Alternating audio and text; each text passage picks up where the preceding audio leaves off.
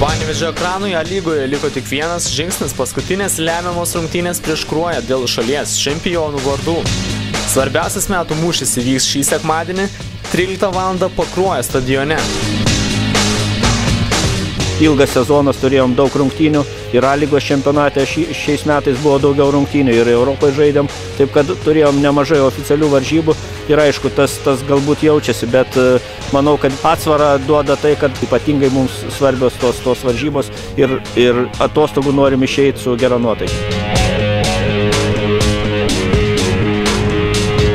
Pakankamai daug tų varžybų sužaidžiam A lygoje su tom pačiom komandom po 4 kartus ir kažką nustebint, aišku, yra sudėtinga, bet vieną ar kitą niuansą ar vieną ar kitą kažkokią tai naujieną visada galima būti paruošę bet čia pamatysim sekmadienį.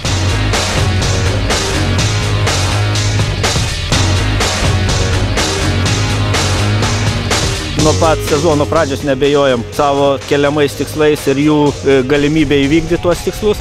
Tai taip, kad ir dabar aš pilnas optimizmo ir tikiu, kad mes galim 5. kartą iš eilės tapti čempionais.